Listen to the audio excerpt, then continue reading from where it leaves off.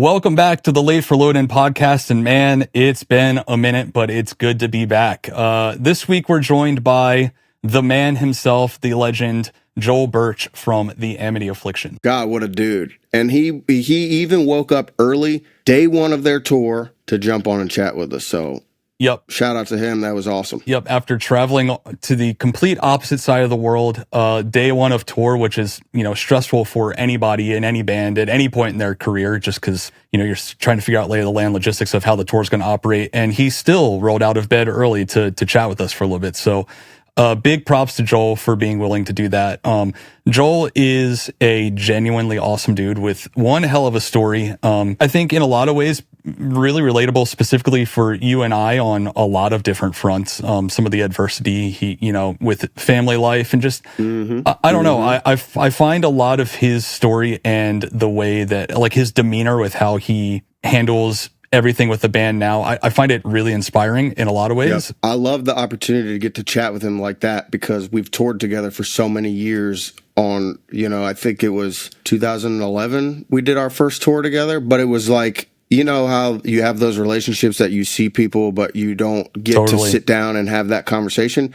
And then even that moment he talks about at the big ass tour and remembering or realizing that I was at that show, you know what I mean? Like, because I was on that tour. So it was cool to actually get to have the time to sit down and get, I don't know, off the surface layer of conversation, and now we exchange numbers and I'm going to, I have some things that I want to reach out to him to get some advice on, regarding certain things that, is not something that we wanted to dip into on the episode, but it was awesome, and I'm really excited about this one. Yeah, he's just got a lot of really cool perspective on all sorts of things in life, and I think there's a little bit of something in here for everybody, even if you're maybe not familiar with Amity's music. I still think that just for life lessons and dealing with adversity and stuff like that, like Joel has got quite a bit of wisdom in this one. So that being said, we're so stoked to be back. It's been quite a minute since we've released a new episode. And on that note, I hope you enjoyed this week's episode with Joel Birch of the Amity Affliction.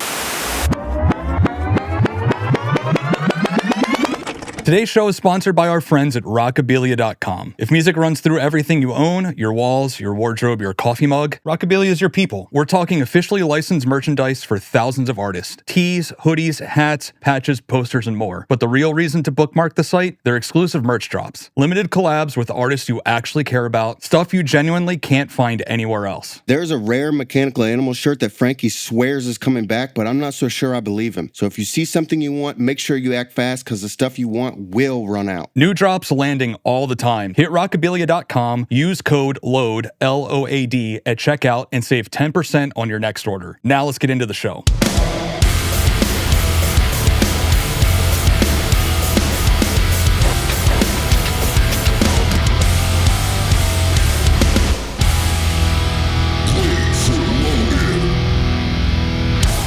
I'm a liar.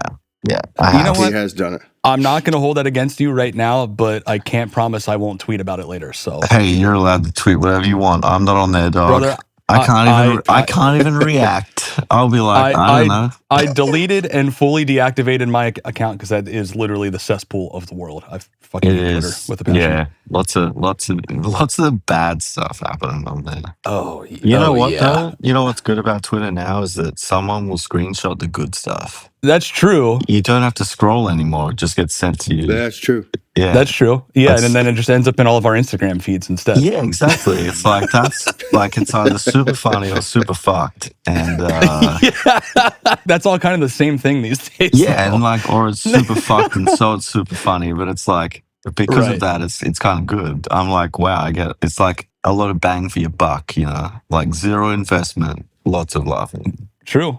Well, on that note, Mr. Joel Birch, welcome to the Late for Load In podcast. Thank you for dude, that's a great organic intro. Day one of tour, right? Yes. And good time, dude. And fucking miserably early in the morning. I appreciate you. It's not. I wake up at like 6 or something at home because I have a kid also. Like I'm sure you guys, so you guys have said goodbye to the sleep in, right? But then, 100%. Yeah, but then when you don't have a kid to keep you awake, I'm discovering going back to sleep is a reality. Oh yeah. Yeah. Maybe I knew the name of the podcast in my dreams, and I was like, you know what?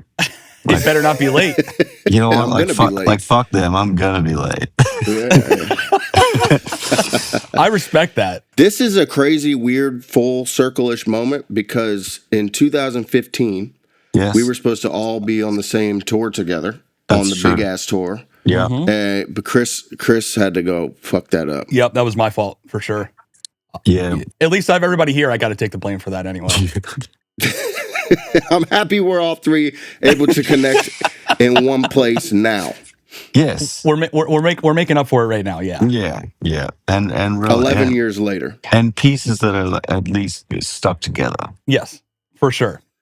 All that reads to me is that we need to go back and make up for that tour not happening and do something similar in the future. I'm just putting that out there right off the top, and then I like that. okay, I like see, that. me too. So You let's boys- figure out how you boys let's are figure out how we always- do that. You boys are always on the list. You're always on the Well, list. I'm just saying, Well, throw the boys a bone. We want to hang out. Yeah. I'm down. I'm down. I'm like, Yeah. my brain just started ticking away. Yeah. It's what's crazy to think about is how long ago that was, because I know. it feels like it was yesterday, but that was 11 years ago, man. I was talking to a dude yesterday, and I was like, you realize that we've basically known each other for what feels like a full lifetime. Yeah. Yeah. It's weird.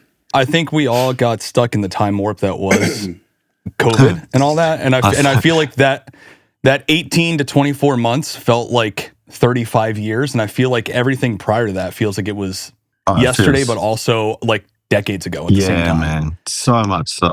It's so, like, I thought you were about to say we all got stuck in the time warp of Warped Tour, and I was like, kind of. That too. Well, that too. Yeah. Because, like, I don't know. That was, 2017.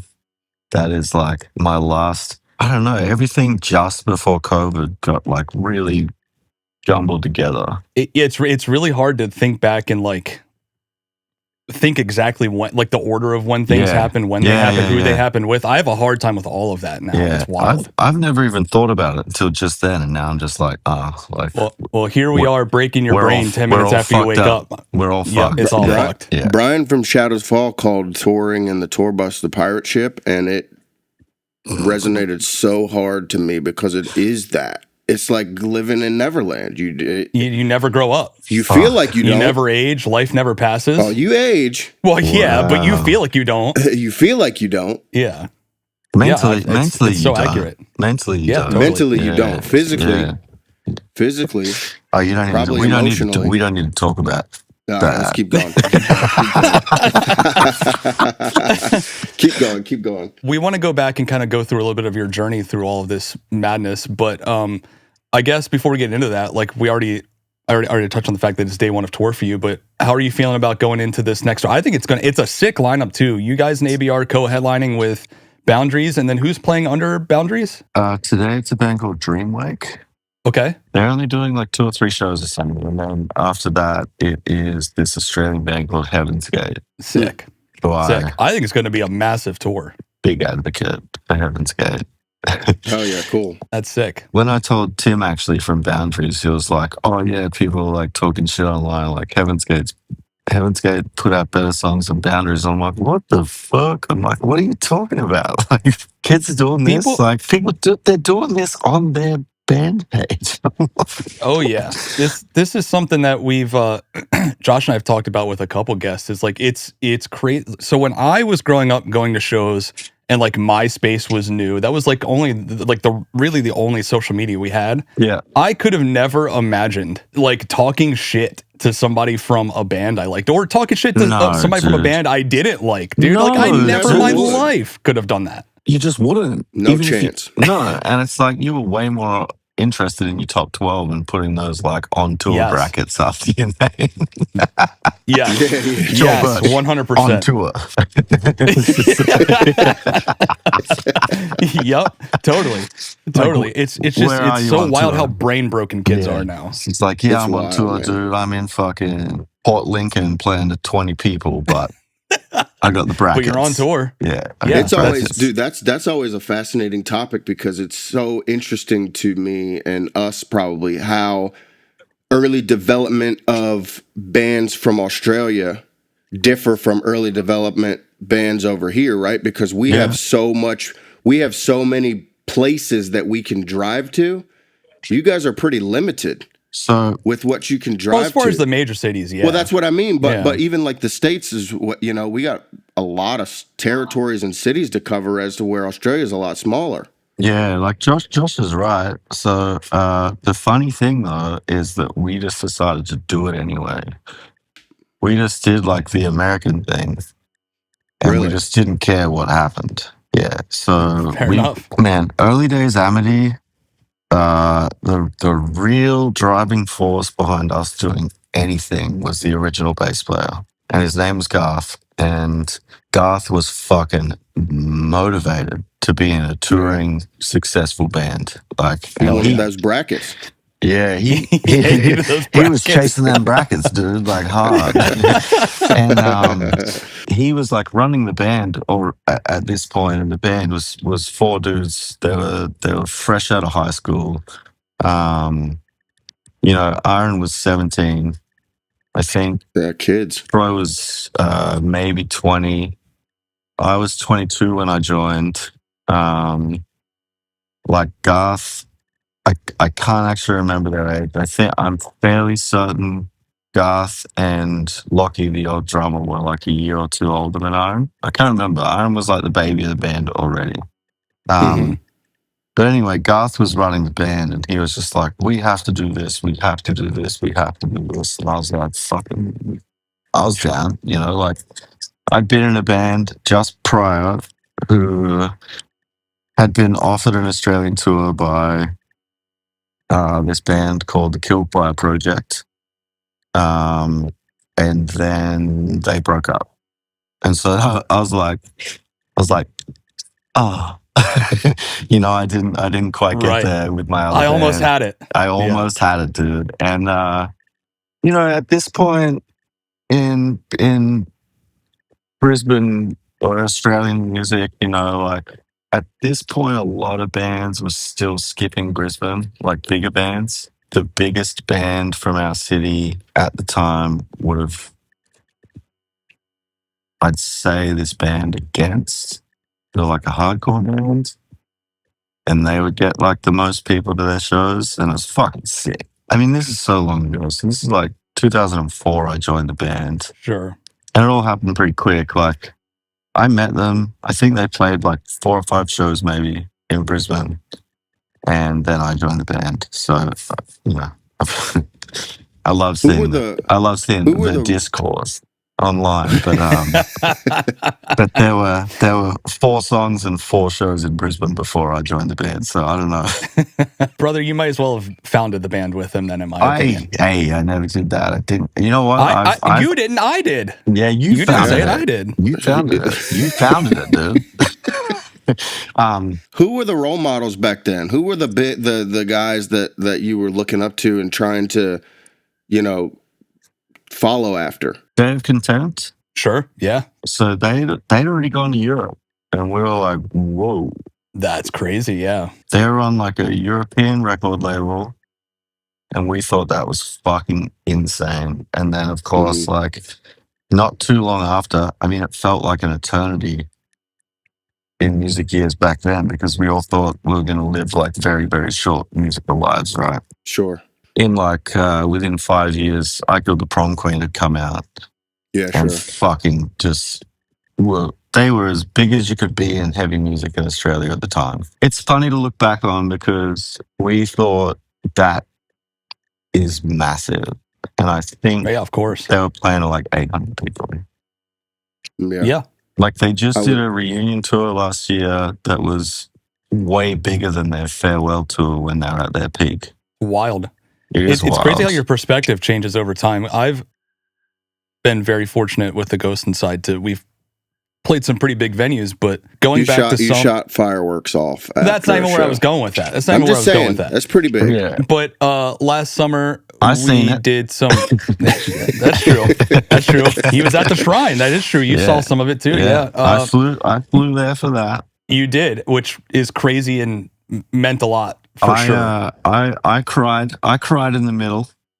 I'm not gonna lie about it. I think if you didn't cry, something's not wired correctly. Yeah. I cried all day long. I'm not even gonna pretend like I didn't. It was wild. I was standing in the middle of the whatever you call that thing in the middle of the crowd, taking pictures. Front of house, yeah. Front of house, taking pictures, crying. Yeah, I was just like, I'm not crying.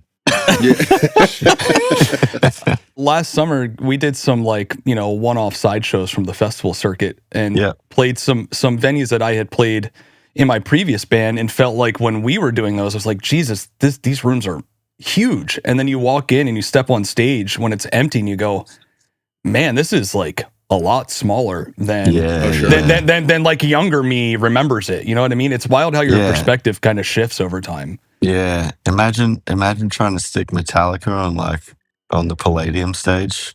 Dude, I would. You know what? I would love to see it. Yeah, though. I would love to see that. Dude, they would have to play here every day for like 2 years. And that still might not be enough. Yeah. You know what I mean? Metallica are out here doing 730 shows at the Worcester Palladium. Yeah. Tickets are sold all the way out. They're like, but when did they go on sale? They didn't make it. Yeah, they haven't yet. That's insane. They were fucking they were intercepted by Metallica fans while being uploaded. So I guess at what point did you guys start to see the shift in things for Amity? Like, at what point did it go from we're just going to grind out all of these shows in all of these tiny towns and play wherever we can all the time? At what point did you start to go, aha, now there's a spark, something's catching, like it's shifting now. I can see the light at the end of the tunnel kind of deal. So we did our first tour, right, in 2005.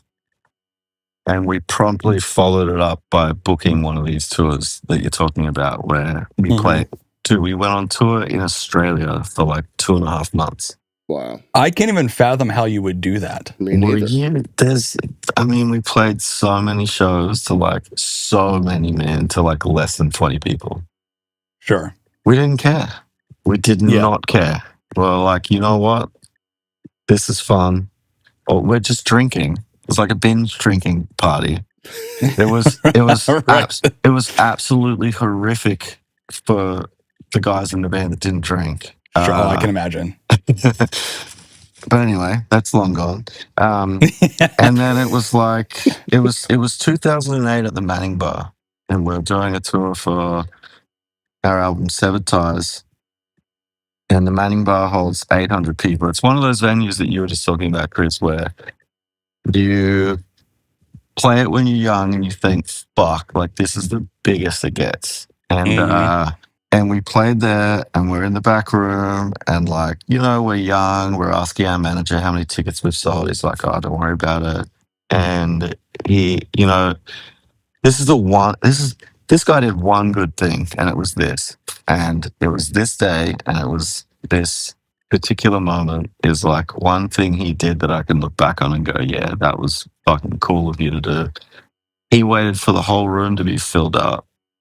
And at this point, none of our shows were selling out before the day, right?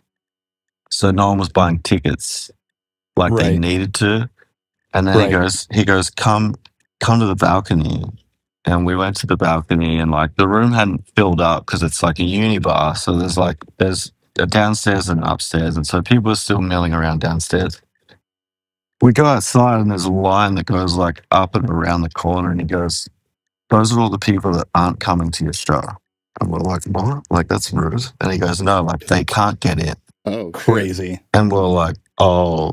And I remember that night was like, going back in the room after that was, for me, like, I don't think we ever talked about it, but that was the moment where I thought, okay, this could become a job. And then, 2 years of touring that, and then we went to Jersey, just across from New York, to record Youngbloods. And when we came back and did that tour, I was like, oh, like, I think this is my job. And and then not long after that, we started getting paid like a salary of $250 a week. Damn, big money. Dude, I quit my job. Yeah, of course you did. I was making so much more money, like at my job, and I was like, nah. And then I just sort of, I got back into like graphic design heavy, and sort of made that the thing I was doing to supplement my my money my wage that did not cover rent, like not even close. That mindset though is what I feel like certain young bands today are missing. You said something before that hit home a little bit, was that you didn't care that there was 20 people. You just wanted to be there and be playing, and the grind mindset was part of what we did, and we didn't care if there was sometimes not even a stage, just a little bit of power and a few people to watch. Like, that was all we needed. Yeah, man. I think in a way, social media, because everyone does it. You only share the good stuff, which is something Josh has brought up a bunch of times, but you only share the good stuff, right? And especially us in bands, like, we take out these content people who are basically just making highlight reels of all the high moments of an entire tour for us. Yeah. And then all these young kids who are aspiring to be able to do what we do are only seeing that stuff. And I think in some ways, for, I don't want to say all, but for some younger musicians, I think it's taken away their willingness to do the grind. They don't want to go out and put in the reps at those shows with 5 people, which I think is where a lot of your character is built, you know? You're on exactly where I'm headed to. Those bad times are what built us, though. Totally. Yeah. That's the shit that made us fucking thrive. I do think there's a lot of that. I will say, though, it's like, not all. A lot of the bands that do break through, Knocked Loose, there's footage of them playing to like 100 people in a fucking in a room lit by fluoros. You know, overheads, Speed, all those guys toured. Like, people. One thing I see on the internet that like pisses me off sometimes about like when bands blow up, right? Like, Knocked Loose blew up, but no one saw the 7, 8, 9 years that came before the blow up. And they weren't trying to blow up. They didn't do anything differently. They didn't fucking put on an outfit. They didn't dress differently. They didn't sound different. They were just doing what they were having fun with. They were just doing it because they loved it. They did it, and then everyone took notice and they blew up. Right. Speed blew up like very fast for a band that just came out, quote unquote, right? They didn't just come out. Right. They all had like over a decade of touring in them. Right. They had what it took, and they were like Voltron. You know what I mean? Like, they pulled all the pieces from their lives like separately and put them all together and just went, and they're like, hey, I'm here. Like, they were this beast. So I do see, like, I agree with the grind kind of thing. I've definitely come and gone. Like, being in a metalcore band, I think, positions you in an interesting place in heavy music, because we are whether we like it or not, are the pop of heavy music. No, that's totally true. And, that's totally true. And you know what? I think some people might think of that as a derogatory term. I don't find that to be a negative thing, but I do think it's absolutely true. I do think that's genuinely true. Yes. The times when it becomes negative, I feel, are when it is people from metal or people from hardcore pretending like there isn't a spectrum in those genres also. You know what I mean? Of people, I'm saying. Right. And there are definitely people who have done hardcore bands that have done it because it's the hot ticket at the moment, is what I'm saying. Sure. And I just think that most of those bands that don't have the the mindset of doing it for themselves don't actually go that far. Even if they flash, they fuck off. That's a fair point. Yeah, Yep. so I really agree with you, Josh, like fully, because I see it and you see it. Like we all see course. it. Like you see bands come in and they're like, fucking, yeah, we're gonna be the next fucking big thing, and it's like the second you think that, like you should just like quit. Well, I also think that the average music listener, they can see through the bullshit. Even if it catches for a second, like they can, I genuinely, at least I want to believe anyway, but I genuinely think that the average music listener has a better bullshit detector than most people give them credit for. Yeah, and even if that shit catches for a second, I think they see through the bullshit real quick. And then those are the bands you see flash. They get real big for a second and then they disappear because people get sick of it. Because I don't think that the bands that flash are creating real fans. I think they're creating passive fans who are, once they flash, because the majority of bands that flash, I don't know how well they do on tickets, on merch, on things like that, versus the bands that build from the ground, who go out there and work and do the DIY shit tours and, you know, meet the fans at merch and build that legitimate fan base that is a stack versus the ones that just get it all at once. And then when the next flash, those fans pop to the next one. True. That's true, man. You know? That's true. Yeah, I never thought of that distinction of like the passive fan. And that's super fucking accurate, you know, like people that are, I guess, because just like there is this sort of great spectrum of bands and the music they're making, there's also like a spectrum of fans that are like die hard all the way through to just visiting. You know what I mean? Right. Totally. I think it kind of goes with what we're saying about being willing to go out and do the grind thing. Is like, I think the bands that we've seen have the thriving, like, what's the word I'm looking for?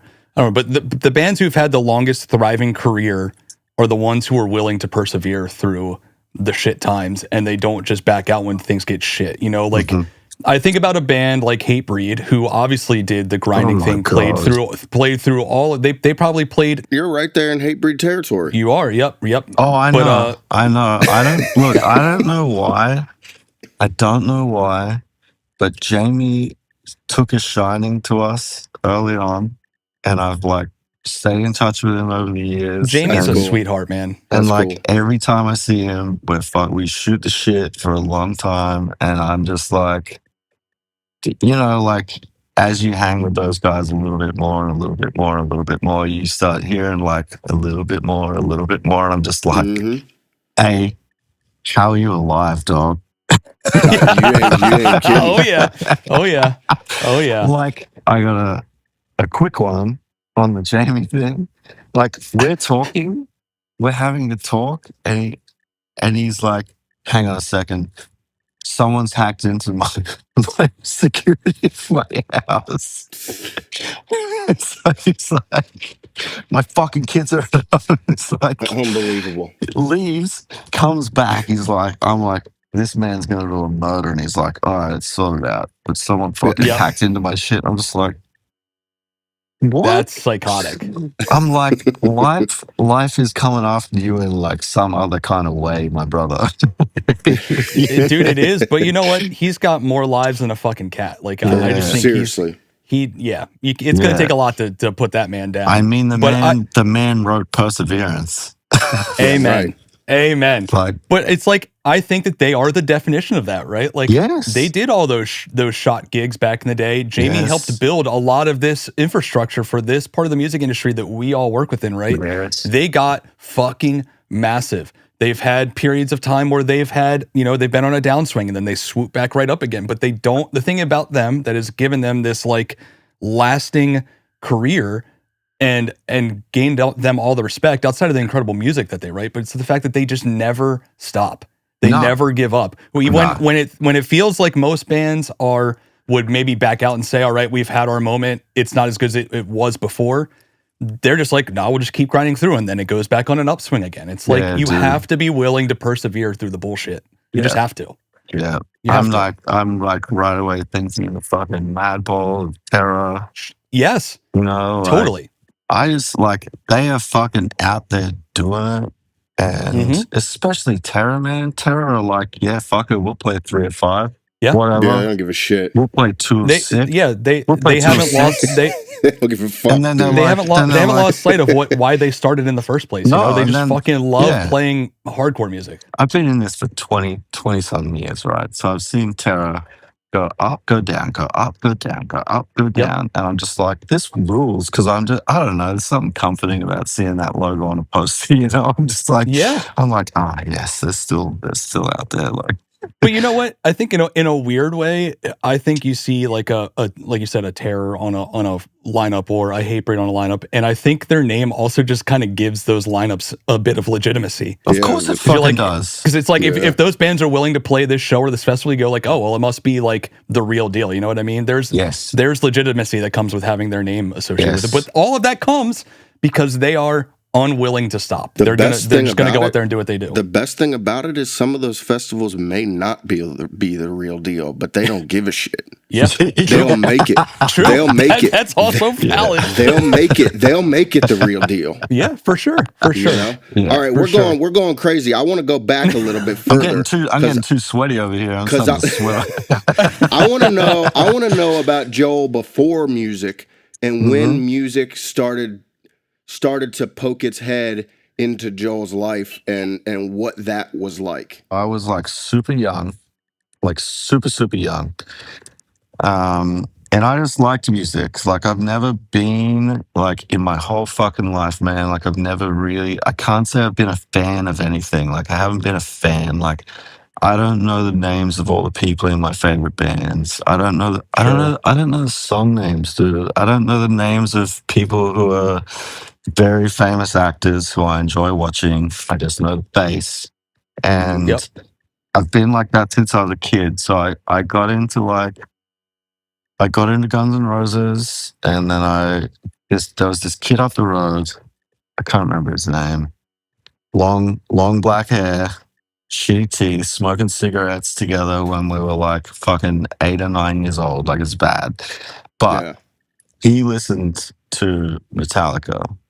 And he showed me, and I was like, you know, I'm a little kid, but something in me was like, that's my shit. Because when I was even younger, I feel like I walked into the bedroom of this teenager, and I was a little kid, and he was watching Megadeth VHS. And I walked in and I was like, oh, I like this. And he's like, fuck off. You know what I mean? Like you know, get out of here, little kid. Like standard shit. But I had these little little things pop up along the way that were kind of signifiers in what was going to happen in my life. And then I changed schools, and I was there was this girl that went there, Rebecca Ray. You didn't forget her name. Bro, it's funny how like you remember your school, like all your school friends, it's like both names. Yeah. It's like it's not Rebecca, it's Rebecca Ray. Yep. Like you know, like anyway, she had an older brother, and she showed me like Violent Femmes. She put me onto Nirvana, like. She put me onto the Doors and like all this older kind of music, and then changed schools again. And by this time, I was bodyboarding, and the whole bodyboarding scene in Australia. That is so Australian. Yeah, that is such an Australian thing to say. Yeah, well, the whole bodyboarding thing in Australia was like very much revolved around SoCal punk and hardcore. Wow. I might be wrong. Wasn't Winston from Parkway really into bodyboarding and stuff too? Bro, he's so good. For those who don't know, can you explain what bodyboarding is? Bodyboarding is like laying down on a piece of foam with flippers on like a little kid, except then you throw yourself into waves that are like anywhere from 6 to 30 feet tall and break on about like, I don't know, like anywhere from like 3 to 6 feet of water over shallow coral or rock. Oh, that's nice. And then you do things like backflips and rolls, and Anyway, it's very, very fun. It's like most of the biggest, heaviest waves in the world have been found by bodyboarders. Wow. Crazy. It's just a different way of riding a wave. There's like this thing worldwide, right? That's like bodyboarding versus surfing. Except for in Hawaii. Oh, that's bad. I'm going to have to move locations, guys. I'm sorry. You just No, you're pause. fine. You're totally fine. Are they ringing out the PA right now? That's starting to do insane.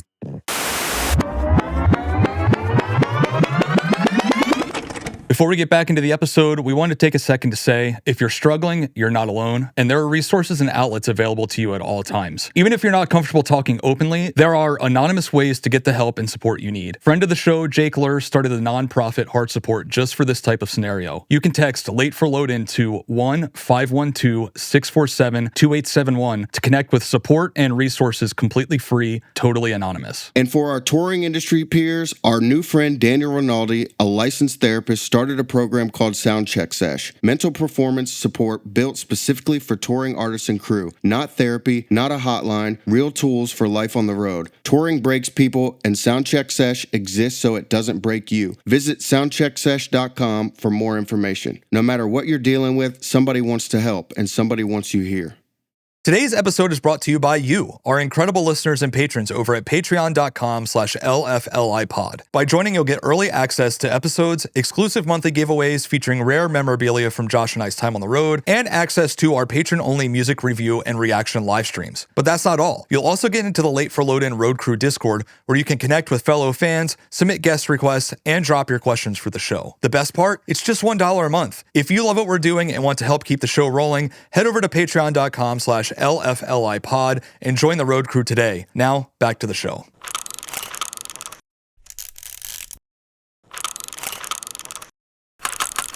So Winston was like a pro bodyboarder? Yeah, I think so. Yeah. Or close to it anyway, I believe. He was close to it, but the band took off. Okay. I think it worked out all right for him. I think he'll be okay.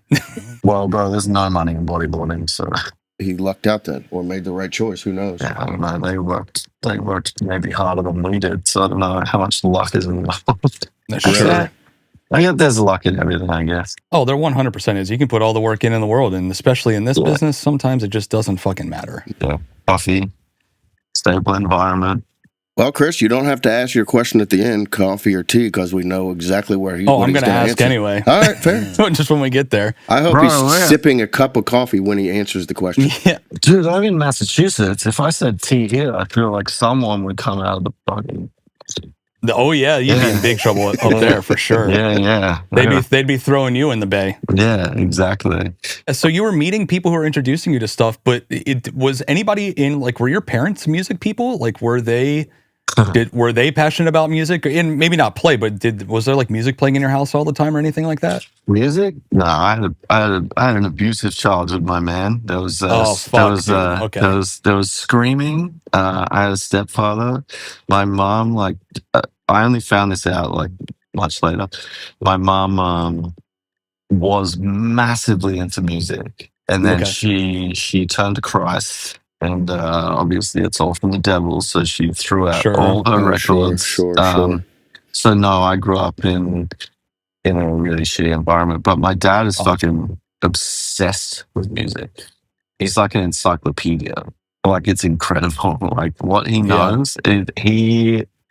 So when we first started talking again, I hadn't seen him for like 30 years, right? And then he was obviously like super excited, and he started sending, he's like, I've got all these magazines from over the years, and he started sending me these like I'm talking like magazines from the 60s and shit, right? And I'm like, that's cool.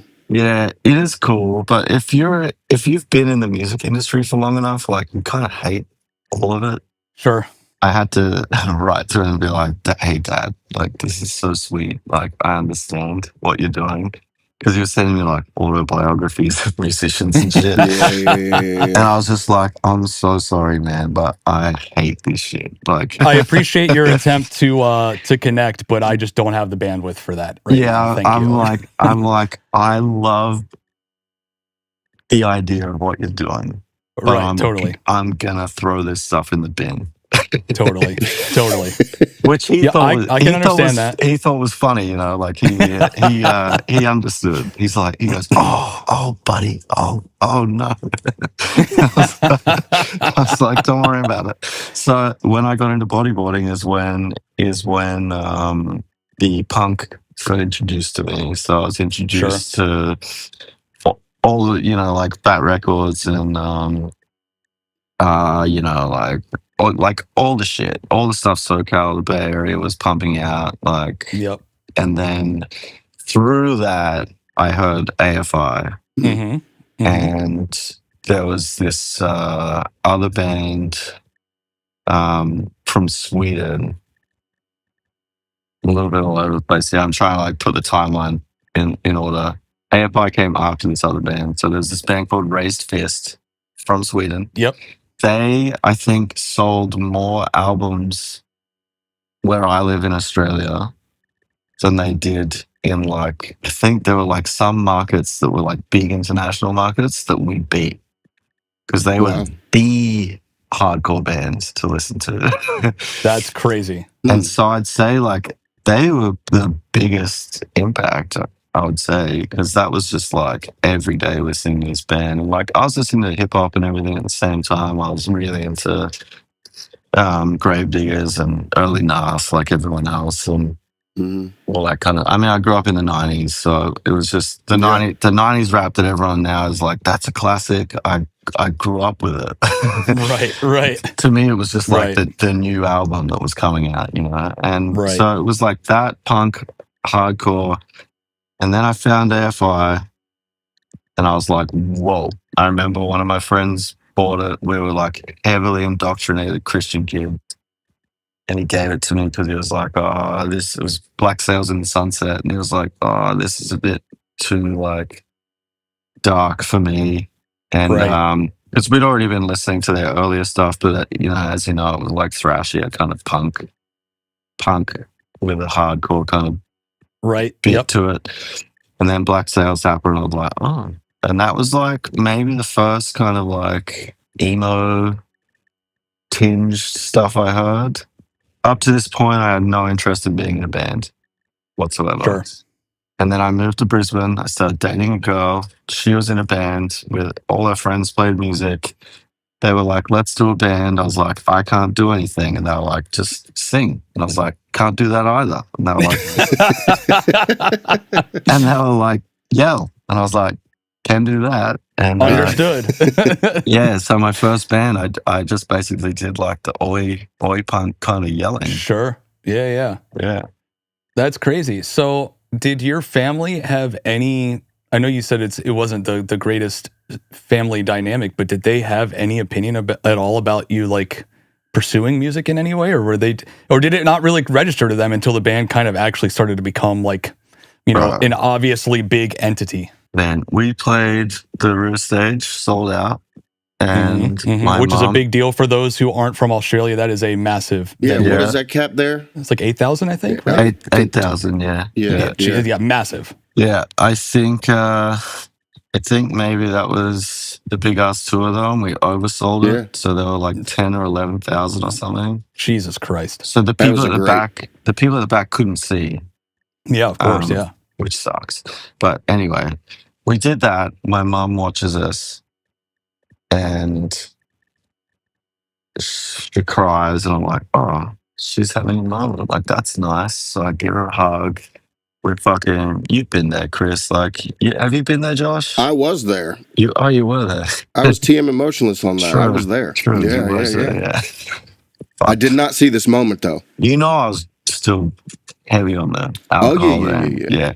So I go like, you know, like the little back area behind the stage in Brisbane. I go there.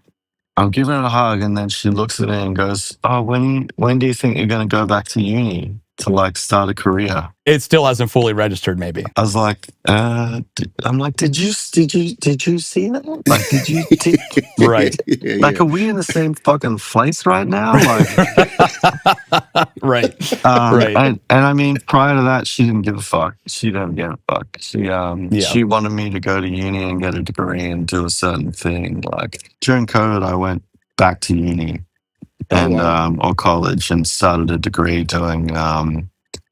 I was doing criminal law and criminology, so like a dual Okay. degree. Wow. And she was like ecstatic, but not in like, she was so fucked, man. She was like ecstatic in a way like, oh, look what I did. My son's doing this. You know what I mean? Right. Yeah. For So all it's the wrong like, reasons. yeah, Sure. she was Yeah. ecstatic for all the wrong reasons. And Yeah. and That's crazy. that was my mother. That's why I've been very fortunate. And Josh can attest for this, that I've had a very, very supportive family since, because Josh and I met when I was, young. We started playing in a band together when I was must have been 10. in sixth grade. Yeah. We started playing in a band Maybe together when I was 10. younger. We started playing shows on a regular basis when I was 11. Yeah. So we've known each other for 25 plus years now. Road dogs. Grind. Josh is just like, I'm fucking tired, man. The grind. Yeah. But my family's been extremely supportive the whole way through. Like there was never really a time, except for when I was supposed to go to college and last minute decided not to, because I decided I was going to pursue music full time. They were a little disappointed then, but they've been mostly like really, really, they've had my back the whole way, right? But I do have one grandfather who every time I'd come home from a tour, the first thing he'd say was be like, so when do you think you might pick up a couple college courses? It would never hurt to just have it. I'm like, I've been making this my career for like 15 plus years now. I'm not going to do that. Yeah, you're like, that's not an option for me anymore. Yeah. Come on, man. So it's wild. during COVID, what inspired you to go back to school? Were you Fear. that's I was gonna yeah. Like was it because all of our lives completely halted, and that's one of the things one of the things that people outside of the industry don't understand, the way that our industry was impacted. That was it, huh? There was was there any sort of like anything in the back of your brain that was like, maybe I will try to make mom proud, or was it just strictly fear figuring out? Okay, hey. No, she stopped factoring as a part of my life a long time before she died. Like she died a couple of years ago, year and a half ago or something. No, don't be. I mean, the whole new album is about her, and if it's not about her, it's about me and what's happened to me because of her. Do you know what I mean? Sure. Totally. And you guys would know this, as you kind of get older, you start examining yourself a little bit more. It's so weird because when you're young and you run into older people and they're like, hey, like this is gonna happen, this is gonna happen, this is gonna happen. You're like, fuck off, dude. Like that's not gonna happen to me. Like I had even like when strangers can identify something in you that you haven't identified yet. Like I remember the fucking singer of Here's Legend's name, Skylar or something, right? Like, Skylar, yeah. And I loved that band, and he Me too. is so smart, man. Like that guy is fucking incredible. And we played the last show, or the second last show of this tour we did with them in Australia. Oh, amazing. And he just randomly said to me, he goes, like before we left the second last show, and he goes, man, beware the black dog. And like, I didn't even know what that meant, dude. I was like, what the fuck is this guy talking about? He's a trip, and like, and I'm like, this guy's trippy, man.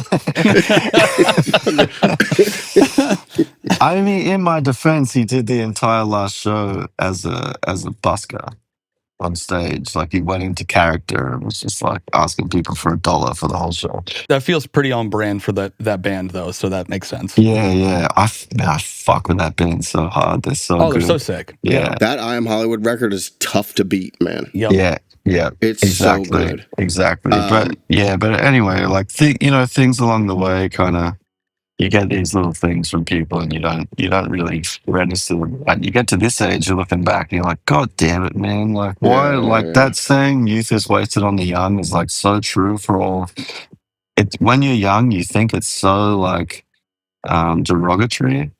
Yep. And now that I'm older, I'm like, oh, they mean, like I know what they mean. Like with the physical and mentally sharp benefits of being young, with the knowledge of being older, like what a life we could live. I'm curious. this struck me just now, because like I said, I was very fortunate to have very supportive parents, when in reality, like, there was no monetary or stability results coming from me pursuing music, at least for a long time, right? I was going on tour and coming back with maybe $50 to my name, right? And my parents would still be in my corner, and through the ups and downs, I knew that if nothing else, if I wasn't in a relationship, or if I was in a bad relationship, which I was in quite a lot of those, I always had my parents that I could turn to like be my support system when I needed someone through because being in a band and touring, especially in the early days, it's never easy, but it's really not easy when you're eating shit every day. But I always had that support system. Like, with your family dynamic you had, who were you turning to in those early days to be that support for you, to like pick you up when things were shit, and like encourage you and tell you that you were on the right path, and like keep digging and all that stuff? Encouragement? Yeah. In this economy?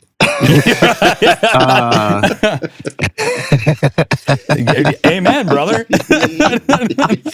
No one, dude. Sure, but how are you keeping that motivation to keep going, though? Because I know it could have, even though I know when things picked up, you guys kind of were on like a pretty fast upward trajectory, but like shit still gets tough. Like who were you? No, like, it's wild to think that you don't have someone to keep it going. We what, 2010, so 6 years we'd been a band when things started to kick off in Australia. But like that's when we started touring America, and which is a whole different grind. I'm excited for this portion of the conversation. Yeah, so you start touring America as a foreign band, and I mean, I had this chat with Matt Anderson last year, and he said to me, he's like, look, the problem for you guys is that American bands can be, because we're not like, we're good here, right? Like, we're doing well, we're okay, we're making enough money to keep coming back here like comfortably. We're not making, we're not rich by any means, but we're comfortable. It's good. It's hard for people that don't tour, right? There's like all these different stages of touring, and it's like 0 to 300 is like super fun, very, very hard. 300 to 800 or 300 to 500 is just super fucking fun. You know what you're getting. You're not making money, but you're making enough to pay for everything. So so the tours, you're not going home like flat broke. You're okay. You don't have to worry about production. Probably not crew even at this point. Maybe a sound guy. Maybe. Right. If you're feeling frisky, you take a sound guy at this point, right? Right. 500 to 1,000 starts getting stressful because you got to start paying for the venue to bring in extra lights because you think people need to see more of a show. And you start thinking about production, and then you start having a guitar tech because now you've got songs that are in different keys, and then you need to swap out. It takes a minute or two. If you don't have that, you can't be doing that all the time through the set. That shit starts getting stressful, and you actually start making less money than when you were playing 300 to 500 cap rooms. Right. So now you're back to going home with no money. Right. But people think you're going home with more money. Right. And so that's perception wise, it seems like you should be. Yeah. So crew wants a raise. Yeah. So that starts being a thing, right? And it's and you're like, what? And then like 1,000 to 1,500, you're back in the 500 to 800 kind of area where you're like, oh, things are paying for themselves. And I'm talking like comfortably, right? Like, so they're sold out all the time. Then you get to the next stage, and it's like the venue jumps from 1,500 to 3,000. You're only ready to jump an extra 300. Well, too bad, because that venue doesn't exist. So now now the little red stickers aren't showing up on your poster anymore. And now you're fighting the perception that you're doing worse, even though you're doing better. Brother, you're speaking to my soul. That's a great great way to put that. And we are there, and we've fluctuated in America because of the music we released, because of the climate, because of external factors, internal factors. We've fluctuated like any band, you know, like we are very much a metalcore terror. You know, like we've gone up, we've gone down, we've gone up, we've gone down. Where things seem to be all right now on the up, but you know, we did 13 laps of America in a van. Yeah. It took us 4 years before we put out an album that America gave a fuck about. Which record would that have been? Let the Ocean Take Me. Let the Ocean Take Me. Okay. That's the shit that people don't understand, and that's what this is the portion of it that I'm curious about, because I think the first tour that I did with Amity would have been Asking, Amity, Motionless. Maybe I See Stars was on that. Maybe this is in 2011 or 12, maybe. 2012. I just remember the tour because that was the tour. We had the RV. The RV blew up. We had got and put into a bus. I remember and that. Then we were in a bus for like a week, and then we went to Reality into the van. You guys had it so. I remember this, dude. Because I remember we played the Rave in Milwaukee, right? Yep. Yeah. And I remember that was like, because Chris, like a lot of people also don't realize in music, like a lot of musicians are fucking shy as fuck, and like for some reason, especially the singers, are like. And I remember I like got out of our van. I guess I must have been laying down or something. So Chris hadn't seen me, and your van was parked next to us, and he was putting his makeup on. He was just like, I was like, "Hey, bro, what's up?" And he's like, "Oh, hey, man, how are you?" And I was just like, I was like, "God damn, this dude's so lovely." And that was like so long ago, you know. So long. He's so fucking nice, dude. Like we played with them last year or the year before or something. They had us on a sideshow with Lorna Shore in cool. in France. And he's like, I know. And like, you know, I hadn't seen him in a while, and I was like, they're so big now. Like, I like to leave people alone. And he came up to me, he's like, Joel, what's up? Like, thanks so much for doing the show. I'm just like, bro, like, this motherfucker is just like, he's just so sweet, man. Like, the sweetest guy ever. He's like, not many like him, man. Nice. Yeah, I love running into that guy. But yeah, 13 laps of the country in a van. You've done it. You guys were... At this point in time, though, over in Australia, you were big, right? Yeah, big enough. So Australia was paying for us to go everywhere. Sure. So we had to tour Australia every year, if not like every 18 months. We were doing a regional or a capital city, and we had to, because that shit was paying for everything. How do you deal with that emotionally, being this big band in a home territory, going over to other continents and basically having to start over again? Was it just that same mentality that you guys had in the early days in Australia, where you were like, give a fuck. Yeah, we didn't don't give a fuck. Let's go do it. Yeah. We didn't care. Yeah, we didn't care. That's cool. The only time in this band, for me, I can't speak to others, but for me, where ego became a thing, really, was in the later years of my drinking. And it was the alcohol. It was like alcoholism. Sure. It was like bog standard, boring alcoholism. Like, oh, this guy's got... I had a massive ego. I was an asshole. I thought I was fucking king shit. And that didn't exist when we started touring. And like, it doesn't exist now. It's so weird. There's like a peak and a fall off. So that kind of shit, like, didn't... The strange thing for us was like, we were all into hardcore. We all went to hardcore shows. We all listened to hardcore music.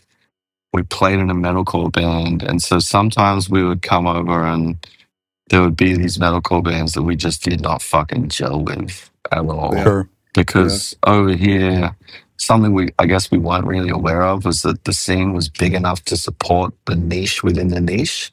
Whereas in Australia, it was like, nah, like we're a metalcore band. We're going to go play with this youth crew band. And after them, it's going to be this mosh band. And after them, it's going to be this like... And to be fair, when Josh and I were first getting into this, like the scene here was that way too. Shows were very mixed bill for sure. Yeah, you had it, right? Like you had it. But then by the time we got over here, Poison the Well had already shown everyone what you can do. A tray Totally. would put a sheen on that, Yep. and then the sheen, you keep sheening. Yeah, right. And then you have like all the, I'm not going to name names here. There's like one particular band that I'm talking about that really just rubbed us the wrong way, and we never understood Sure. their deal. And they were like the epitome of American, what we saw as American metalcore. We were like, that's the shit we don't like. We didn't want to do that, and so we didn't. And we didn't. We fucked with Motionless in White because they were like the same. But like, we were just like, people have got no idea that the music these guys are making is the music they're enjoying making, and it's not like the very fabric of their being. I think I remember I was talking to Zach, I think, and he was just like, "Oh yeah, like you see Chris up there with his makeup, and then you'll see Chris at like a fucking Have Heart show, Defeater show, like singing every word and moshing." And I'm just like, "Yep, 100%." I'm like, that's my people. You know what I mean? Like, that's the shit I'm talking about. Like, express yourself as he does in this beautiful way, and then love what you love. And I've never understood why we have to live in this pigeonhole kind of thing. And I think when we started touring in America, the pigeonholes were like bad. You know what I mean? Like that era. I agree with that. I don't think they're like that anymore. I think that's gone. Thankfully, yes, I agree with that as well. Was there ever a question of like, why is it working over there, but the U.S. doesn't care as much? Nah, I think we knew, man. Like we knew. Yeah. I can't remember who said this shit. Like it was like a female rapper a while ago said this shit online. It was so funny to me because I was like, I knew this already, but she was like, people are giving her shit online, and she just canceled it to her like straight up. She's just like, she just goes, man, like fuck you. Like Australia is at best a C market, and if you're gonna say this dumb racist shit to me, like I'm just not gonna come because I don't fucking care. I don't need it. I don't want to come there. It's expensive. I don't make any money, and I'm just like, all that, all that stuff. Respect. Respect. So we knew, and there's also like, you guys grow up like in it, like I'm here in a band called A Tree. You guys are like, I went on tour with a band called A Tree, and they were playing like 100 people. Right. You know, it's like, we hear about SoCal punk. You grew up in SoCal punk. It's you know, like there's Midwest hardcore. You grew up in it. There's there's New York hardcore, you grew up in it. Like we just heard all this stuff, right? So we had it, and we put together a filtered Australian version of it, you know. Sure. It's interesting. So we knew our place, and it was more about what have we got to do? What's the sound we need? Like, and being exposed to all the bands we toured with shaped that. You know what I mean? Like, you know, seeing Motionless, we were like, whoa, this band's putting like mosh together with goth. Yeah. And it was kind of like, this is like really heavy AFI. Like, this is like AFI if you mixed it with like Bleeding Through and Throwdown. You know what I mean? And we were just like, what? Pretty much what it was. Yeah, what it was back then, right? And we were just like, that's fucking crazy. And then it's like being around all that instead of hearing it secondhand is really what helped, I think, like push us forward. Sure. Did bands like that not come to Australia like they do now? No. Really? No. Interesting. Like, you would have to be big in America to come to Australia because it's really hedging your bet. You have to be really big or a hardcore band, because hardcore bands have always just been like, yeah, sure, we'll do it. They're willing to just eat shit. Yeah, they're like, oh, hey guys, this tour is gonna cost us $20,000. It's like, yeah, fun, right? You know what I mean? It's like, what are the guarantees? Don't worry about it. I mean, to be fair, you know, to be fair, we do pretty well in Australia, and we still have to like really sit down and weigh the pros and cons, because just the cost of getting all of our band and crew and gear over there to do the shows. Even for us to go and do okay size shows is still like, even now, is still up in the air sometimes. You know what I mean? So Yeah, it's just a thing, unfortunately. I don't think people really know what's up with the cost of touring. Definitely not. It's out of control, man. Yeah, and it's like funny within the industry because there are like, this is not an across the board thing, but there are definitely quite a few bands out there where I think the band members are getting paid less than For crew. sure. Yeah. Absolutely. Like Yeah. that's a thing that happens. I think that's probably more. I think that's probably more often than not. To be honest with you, if people realize that thing that you're sitting on right now cost as much as it costs, dude, you could, like it's insane. It's the cost of buses it's vomit nowadays. worthy. Yeah, you're out there listening to this, and you got a rich mommy and daddy. I would suggest buying several of these. Yeah, and then renting them out. Yeah, it's not a bad business model these days for sure. $1,700 a day for anyone that wants to know. I'll tell you what this tour is costing us per day. It's $16,000 a day to exist. Yeah, I believe that. That's the daily cost of living. So it's like every time we play a show, and if you look at a little pile goes up, and then we have 2 days off, and it just goes. Dum, dum. Well, that's what I was getting ready to say too. Is I think a lot of people who don't do this for a living don't realize that, like, you say it's $16,000 a day. Those $16,000 a day also counts when you're not playing a show. You know, and so it adds up. That it doesn't. The costs don't stop just because the band's not playing a show. So yeah, that's it. And the extra costs that come in, like when your management company charges you on the $16,000 because you're effectively spending their money. Yeah. Sure. I don't think ours did that, but we've been it for a long time. But anyway, blah blah blah. So I'm curious. Did you guys have the same experience when you started touring Europe too? Because I know that's a whole different thing for American bands too. You go to Europe, some bands, I think mainland Europe is more quick to accept and get behind bands. I find that, and I don't know, maybe it's different for you guys, but I find the UK is its own different market that's like super hard to break into. We toured Europe for America. Okay. And we toured Europe with one album out. So we only had 7 tires. So we toured Europe in 2009. And my God, what a place. I mean, trying to figure out if you're saying what a place in a great way or I was going to say that could go either way. No, dude, like, you have a bad show there, and it doesn't matter whether you're the opener or the headliner of an arena. They will just tell you. They'll be like, hey man, like maybe you're tired or like not feeling so good. Like this time not so good, last time much better. Yeah, like maybe sleep next time, maybe maybe not drink so much because tonight a little bit shit, and last time was like really cool, and it's like, you got to respect the honesty though. Oh, that's so good. That's so accurate and so good. Yeah. This time a little bit shit. Yeah. This time a little bit shit, man. And, but anyway, can we make a picture and maybe make an autograph for me? Yeah. I drove like 20 minutes to be here. That's so good. You drove 20 minutes. Okay. I fucking flew 36 hours, but hey, who's counting? and back in those days, there was we didn't have phones.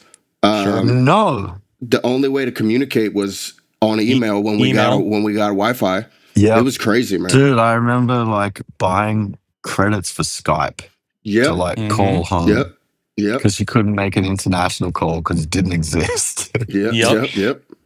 I think the first 4 or 5 times I toured Europe, as soon as I got on the airplane, my phone was off for an entire month before I landed back in America. Yeah. And I was crazy. Like, you know what? Like that's bad, but I read a lot of books. So sure. Yeah, I mean that's pretty good. At least you made use of your time. Josh definitely did not read any books. Definitely did not read any books. Nah, I've only read 2 books in my whole life. Have you? Only ever 2. Were they good? I read The Heroin Diaries, which was a Nikki Sixx book, which was awesome. Yeah. And I read Kobe Bryant, The Mamba Mentality. Yeah. Those only 2 books. And Mamba Mentality, I think I read because it was primarily pictures. Jesus Christ. That's it. I've, as you do in this industry, but outside of it, you know, you grow up kind of poor, you end up in circles of crime. It's just how it goes. And Yep. I've met so many people in my life who I think are sharper than a lot of really well-read, college educated people. And I think like that kind of shit is what kind of skewed my politics a lot growing up, was knowing one of my best friends in my whole life, I've known him since I was 6, is a doctor. Yeah. And he's a genius. And having that, like knowing a person like that, and then encountering people in my life who were like, people would fucking spit on at the sight of them, and knowing that they were equals mentally has been one of the craziest things for me. So like when you're like, I don't know, there's a kind of like, I can even hear you like, oh, I've only read 2 books. And there is always this weird like, oh, I've only read 2 books. Or like, oh, I don't read books. And I've always, I read a lot of books, but that kind of thing for me is like irrelevant. You know what I mean? Sure. I just personally have never been able to retain. So like I'll be reading a page and I'll see the words. Yeah. But I'll be thinking of something completely different. Sure. Yeah, but I bet you, brother, that's called ADHD. That's fine. Yeah, and if it's not that, it's like having a kid or having kids has been so good for me in this department as well, as like realizing all the different learning styles.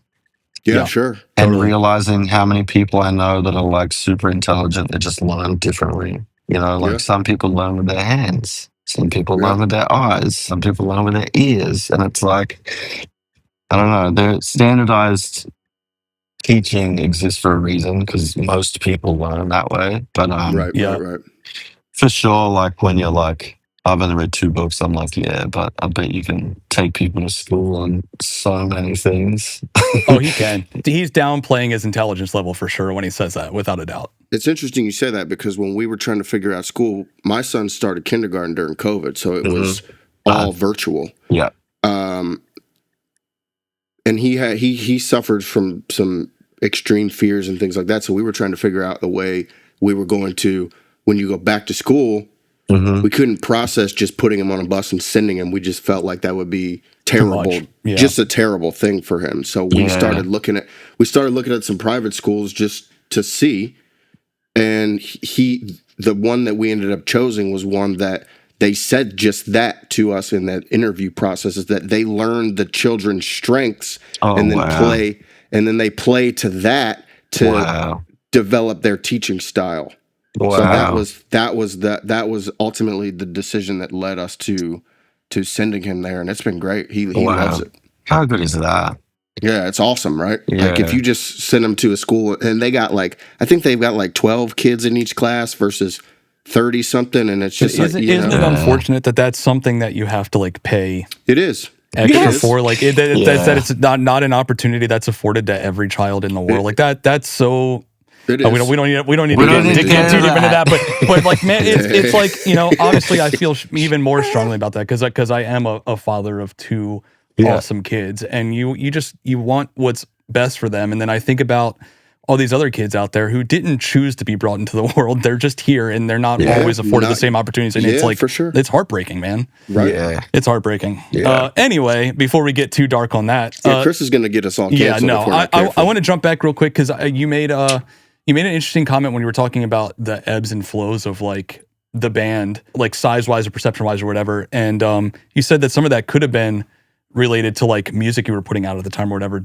Was there ever a point where you felt like you were putting out something because maybe you were supposed to, or because you thought it was, or maybe were you pressured to like do something musically or artistically and then put it out? Because I don't know, how do you end up putting out stuff that you think maybe doesn't, or maybe negatively affect you guys? I think it's all hindsight.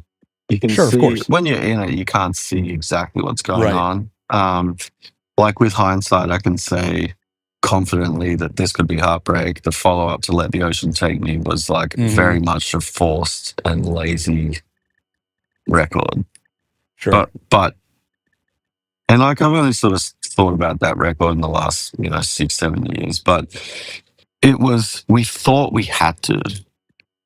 Right. And that's kind of what I was wondering. Yeah. And we thought we had to. So we've never, I mean, you've noticed for a long time, like, we are very Australian.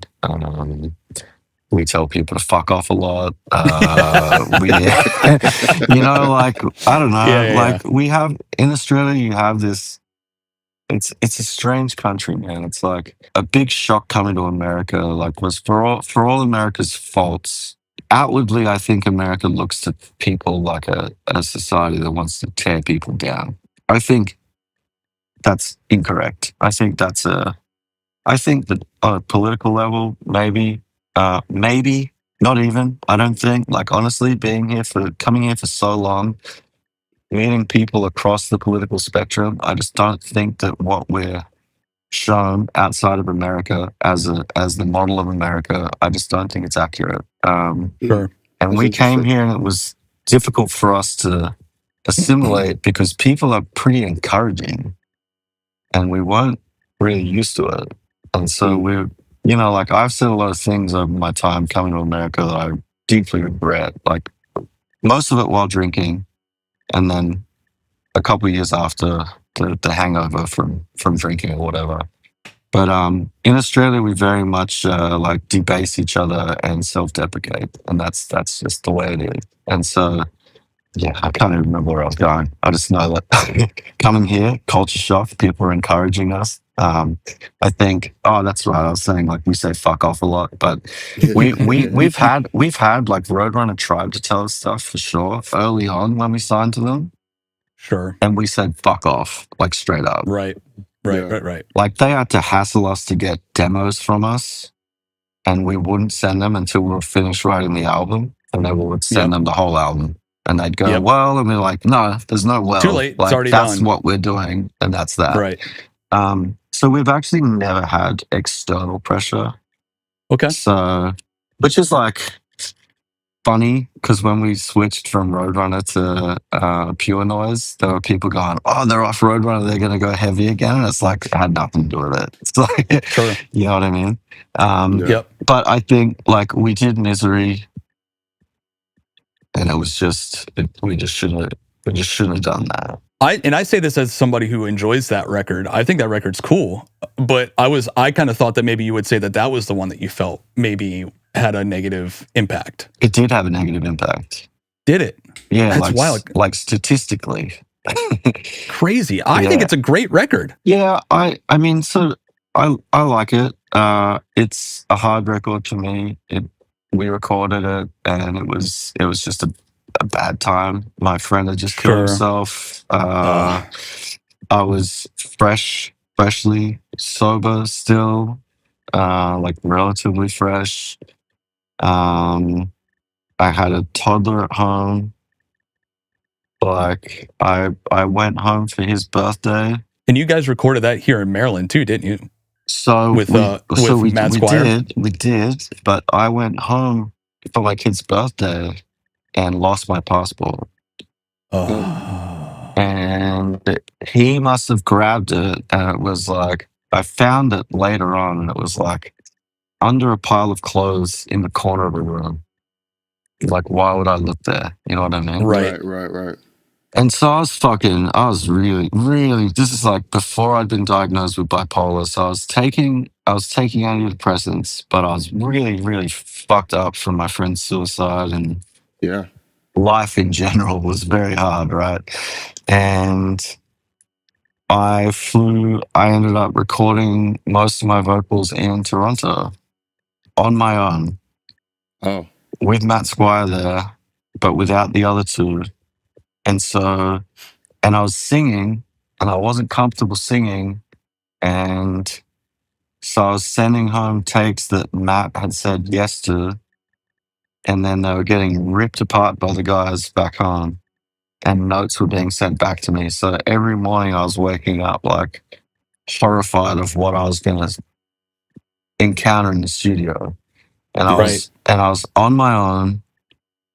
Like I had, the time zone difference from Canada to Australia is brutal. So I Yep. wasn't really in touch with my family. I wasn't being supported emotionally. Yeah. In fact, quite the opposite. It was implied by a couple people in our camp that I'd done it on purpose, like lost my passport on purpose to try and get out of recording. And I was like, yeah, man, that sounds real and not made up. So that album for me holds a lot of like, that's a bad album There's a for me emotionally. bunch of turmoil tied to it. Yeah. Which, I don't know, man, it just wasn't a good album for us. I think sometimes when a band does something and then tours, we carry the energy around with us. And I think that album just carried that energy around with us. We were in a weird place in the band because we were having a fucking identity crisis. Yeah. We put out this massive album, Let the Ocean Take Me. We followed it up pretty poorly. And then we thought we had to do something different. And every band faces this. It's like, there are like, you become a victim of your own insecurities as a group of people. Yeah. And then you find yourself like questioning everything you've ever done. Why did they like Let the Ocean Take Me? Oh, they must have liked this bit. Oh yeah. You for sure overanalyze. And then you're like, oh, they like that bit? Well, let's make more of that bit. And then you're like, whoa, they didn't really like that as much. Like, let's make more of this bit from that record that they did like. And then you end up with an album like Misery, which I think is good, right? Like separate to the band. Right. Sure. I've said this a bunch recently where I'm like, I feel like if we put that out and we had have waited long enough after Let the Ocean Take Me and recorded like an album and Misery, like what that would have looked like. You know what I mean? Like 2 albums where one is this and one is that. I feel like that would have been this cool thing to show like, oh, look, this is what we can do.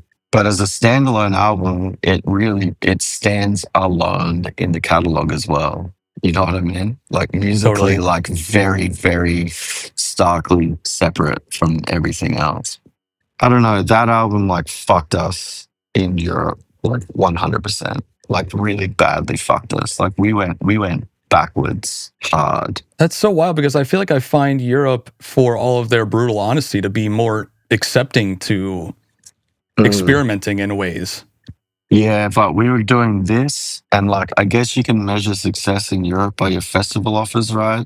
Which is not something that can happen elsewhere in the world, but you can you get feedback on how you're doing based on what the festivals do.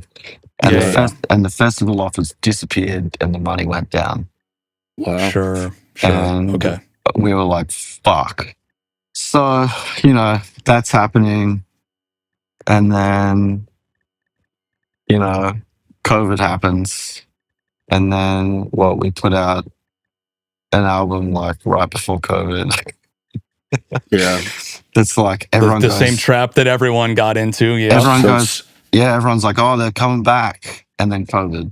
Now with taking all that context, I understand more where the fear was and why you thought going back to school, because there's a lot there. It wasn't just COVID that caused the fear. There was a series of events over a course of years that led to that. Yeah. And it's like there's shit happening like in the band as well at this period that's like not good. And COVID happens, and I guess things just escalated quite badly within the band. And so it's like all these, it's so weird, man. Like my life, my personal life and my band life every time things have gotten good, something's happened to like to fuck it, and it's like it's me, or it's a global pandemic, or it's like because Right. I was very much making the band a horrible band to be in, Sure. leading up to me stopping drinking. And I will say that for sure, for the first like 2 years of drinking, I was also making it difficult to be in the band. So I had a good stint there. I had a 4 year stint of being the guy. Sure. And it's tough because being the front man and being the guy that's making life difficult for everyone. And it wasn't all the time. It never was all the time. Like, Yeah, of course. Obviously, we ended up parting ways with Iron, and it's just the same thing. It just ended up being years and years and years of the same thing. It's just that, fortunately for me, I was able to make a choice that altered the trajectory of who I am, I guess. And for him, he just wasn't able to get across that line into sobriety or whatever, and it just got too much for us, and we ended up where we are. But yeah, the fear was from everything. Sure. Yeah. Well, dude, not to sound cliche, but congrats on tackling that and getting to the other side, because as we all know, especially in this industry, it's not uncommon to go the other direction. Yeah, for sure. You know, like it's cool and admirable that you were able to recognize and tackle it, because, you know, just recognizing it is fucking hard. Totally. Yeah. I think it's cool in this industry that we're surrounded by so many people that have chosen sobriety as like a way of living. Because I don't think that is something that exists in other parts of music. In fact, the opposite is glamorized. Yeah, like as much, right? Like there are a lot of musicians out there who have never touched anything, you know, like big rappers, Vince Staples, you know, like Tyler the Creator and shit like this. But for the few that there are, I feel like our music is flooded with them. Yeah, and like 100%. And when I'll say this, like as someone who, I've been sober now for 10 years, but when I stopped drinking, there are a lot of straight edge people who I thought like looked down on me, who didn't, and who showed themselves to be supportive as just people in music, not as friends or anything like that, but people would come up to me and be like, "Hey, what you're doing is really cool, man. Like, keep it up." And the people I barely knew, you know, I just seen them around, and I was just like, "Damn, man!" Like, it's weird getting sober because things are really like flipped upside down in your life. Totally. And then also you have human interactions that are flipped upside down because all these people are like supportive, and you're like, what the fuck? Like, where did you come from? Like, what? You know, and like people that I've had, you know, like good conversations with over the years, even while I was drunk, but we didn't really like connect too much because I was drinking and they didn't. Like, that I was now having conversations with, and I was just like, damn, like, that's crazy. And then the flip side to that is like people who I thought were my really good friends, who I just haven't spoken to since I stopped drinking. Yeah, totally. I was just like, oh, I see. Like we were best friends. Like, best friends. Situations like that will definitely show you who the real ones are, for sure. That's tough in itself, right? Yeah, that's like one of the weird. The toughest thing was the emotions that came after I stopped drinking. Very hard to deal with, and everyone has their own way of, I guess the manifestation of everything that's going on. For some people is like extreme sadness or extreme, like people dive into something, or it came out with a lot of anger for me. So it was tough for people to be around because I was angry all the time. And you know, coming back from reporting misery actually is when our manager was like, "Hey, I booked you an appointment with a psychiatrist." Yeah. And I was like, "What?" And he was like, "Just go to the psychiatrist, just explain everything that's going on and where what your head's at." And I went in and he was like, "Oh yeah, like you've got bipolar." I was like, "Oh." And so, you know, with the diagnoses comes some good context for myself, because then I'm like, Sure. oh, okay, now I understand like why I have these outbursts, why I find it hard to control my emotions or regulate my emotions. And you know, like, so that album was bad, but it led me here because Right. it led to a diagnosis of bipolar 2, which led to me reading more about it, which led to me understanding it more, which led to me being able to regulate things, which led to healthier relationships and things like that. So, you know, I would, in saying all that, I wouldn't mind like a few years of just like nothing happening. I'd like nothing to happen for a little while. Sure. Yeah. Sure. Yeah. Of course. Of course. Are you one of those people that like you'll have an outburst and then beat the shit out of yourself afterwards? Yeah, dude. That's me too. Like if I get mad about something, for weeks. if I get mad about something, this just recently happened to me at my son's soccer field. Oh yeah. I love this already. I got really, really upset at a situation with his coach, and me and his coach are friends. Like we travel together, like we are friends. And his coach admitted afterwards that he was wrong, and my anger and frustration was justified, but still, like I felt like I should have had better control of my emotions. Yep. But sometimes it just is hard, man. Like, you know, like it just happened. And I'm gonna be honest, I don't even remember the conversation. I was that frustrated. Yeah. But I asked that because I am that way. I will then beat myself up for days. Mm-hmm. Yeah.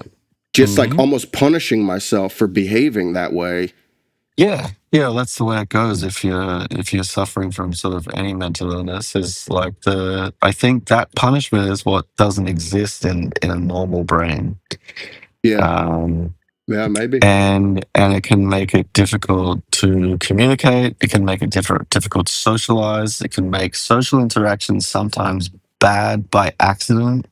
Yeah. This thing that was really cool for me recently was like this guy who was a heroin addict, and he's sober now. And it was just like, he goes, you know, like after a couple of years of being clean, I realized this thing that was really helpful for me. And he's like, you can get sober and you can apologize to people who you've been a piece of shit to, but they might still hate you, and you have to accept that. Yeah. And I heard that and I was like, that's actually a little bit freeing, because it's like, like knowing that, because I run into people, I'm like, hey, I'm sorry. Like, I'm sorry. I was an asshole. I don't even know why. I have no reason why. I always thought like I had to sort of pay some sort of like contrition.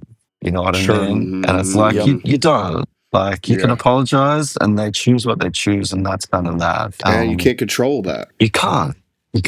And you can only control yourself. So I think as long as we like can make sure that if we take responsibility for something we've done, that's all you can do, and that's the end. But that's kind of hard if you're like struggling mentally. That's hard information to process, because you're like, I don't know.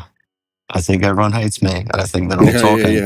I think they're all talking. They all hate me, and I think they're even talking to my band, and my band now wants to kick me out because I had this like bad interaction with someone, and actually, I think I need to go home, and maybe I should kill myself. Like, you sound like like you sound like me. If I took a hit of weed, that's me. I cannot fuck with the weed, man. Yeah, I can't of that. smoke weed. I can't smoke that weed. Shit. It's bad stuff. I will fucking hide under this desk Yeah, and dude, think it's that like I everybody think hates me. yeah, smoking weed for me is what I imagine having a bad few days on meth is like. Yeah. I feel the same, dude. Yeah. I feel Jesus. exactly the same. I want to kind of start wrapping this up because it's day one of tour. I don't want to take too much of your time today, but I do want to make sure that we talk about the new record coming out, Yep. House of Cards. And you talked about how you guys, like, well, musicians in general, we can get caught up over analyzing past stuff and trying to figure out what people want. Like, what kind of was the vibe and ethos going into this record? What was your guys' goal with this record, I guess, We in didn't general? do that. We didn't do that. Because I got you guys like self-produced the whole thing too this time around too, right? Yeah, this is the third one now. So Dan did the EP, and then he did the following record, and then he did this. And we'll likely never go to a producer again. Yeah, I mean, when you've got a weapon like that in the band, that's a massive asset for sure. Yeah, it's fucking amazing. It's so good, and he's such like a. I wouldn't want to diagnose him with anything, right? Like, I don't think he has. I don't think he has OCD, but he's definitely like touched by something, and he's sure. Brother. Everyone who does this for a job is touched with something for sure. Yeah, That's so true. he's like a perfectionist, and it's so sick. I've said this for years. I fucking hate recording, but this album was, and I still hate it. Like, if you told me I had to go record again soon, I'd be really like sad about it. I think you and Jonathan Vigil are the same fucking person. Yeah, he feels the same way. Yeah, because it's fucked, dude. And I'm trying to explain it to people. I'm like, you don't understand. Like, if you're not writing the music, the studio is not fun. Sure. Because you guys that write the songs, like, I just wrote the words. And so for me, I'm like, write the words in the bunk. And then they're just sent off. And then all of a sudden, I'm in a booth and I've got a guy saying, again. And then the take starts again. And then again. And then, and then again. And I'm like, I hate that. This album was like more fun, but mainly because I was just like trying to do shit, just because I felt like I had a bit more freedom in there. Sure. So I think we wanted to like, I don't know, man. We were just like, hey, Let the Ocean Take Me is the album that everyone really liked. Why did we stop making music like that? Like, why can't we just make music like that? That's also really fun to play on stage. Yeah. Like, that's what it really boiled down to. It was like, what do we want to play to people? Like, people that like the band are going to like the music if we don't really fuck up. You know what I mean? Yep. And what do we want to play for them that they will like? And it's like this. Sure. So it was pretty simple thinking. Yeah. I mean, that's about as straightforward as it gets. I respect that. Hell yeah. Nice. Cool. Well, we can jump into our last round here. We call it our day sheet round. It's just a rapid fire round. I'm going to throw some questions at you. Just hit me with the first thing that comes to mind. Okay. One lyric that you wish you wrote. Dreams are trash on the side of the road. Where's Ice Old American Nightmare? Respect. Song that's hardest for you to perform live. Heaven Sent Now. That changes with every record. Give It All is actually still pretty hard. Yeah. Fair enough. This is the most important one. I think I already know the answer. Coffee or tea? Coffee, dude. That is the correct answer. And I'm in Massachusetts, so I would never betray you like this. City that most feels like home away from home. New York, believe it or not. Wow. Okay. Yeah. Interesting. Why is that? I feel at home in New York as a person, not as it relates to where I live. Okay. If that makes sense. Sure. Yeah, absolutely. A lot of art, a lot of culture, a lot of graffiti, a lot of music, a lot of like great vegan food. So I love that. But mainly like there's so much creativity happening there that when I go there, I feel like very stimulated. Awesome. As a human, you know what I mean? Yeah, fair enough. Something fans might be surprised that you love. Political science. Political science? Yeah. You think they'd be shocked by that? Yeah, maybe not, actually. Come on, man. Yeah. I mean, we'll accept it as an answer, but I'm not sure it's going to shock anybody. No, all right. What have I got? What have I got that would be surprising? I mean, golf would have been surprising, but not anymore. Oh, I really like watching. I really like watching freight trains in America. Like, love it.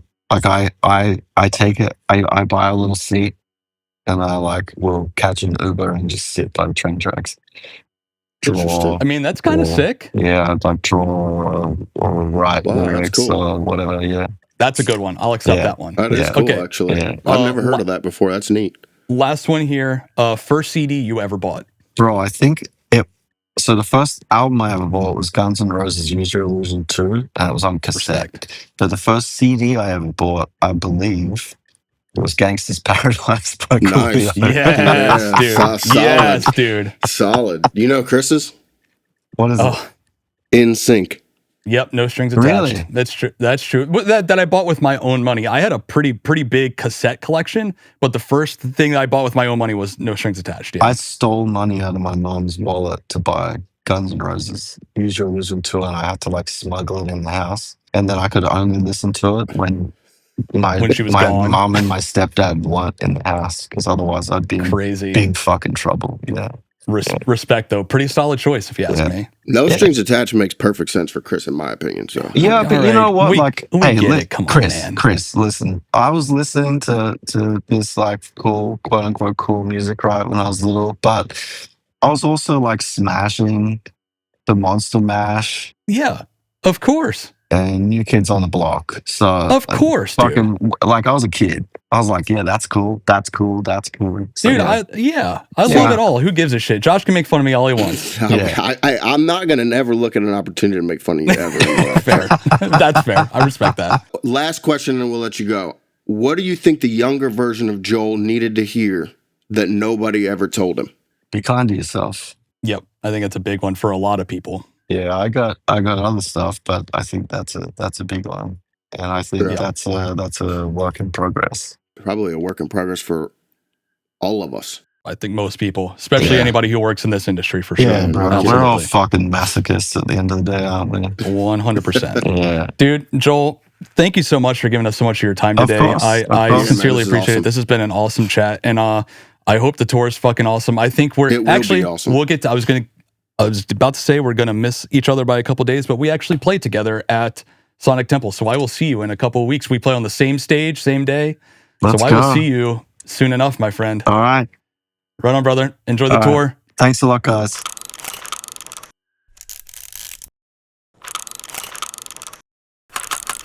Hey everyone, Chris here, and I just wanted to take a second to say thanks for watching today's episode. You can check out more episodes of Late for Load-In on the right side of your screen and find any applicable links to this episode in the description down below. There you'll also find a link to our Patreon, which is the most direct way to support the show, and it's only $1 a month. Please consider giving this video a like, subscribe to the channel, and be sure to follow us on all social platforms, at Late for Load-In, at Chris_TGI, at Josh Carell. See you guys next week.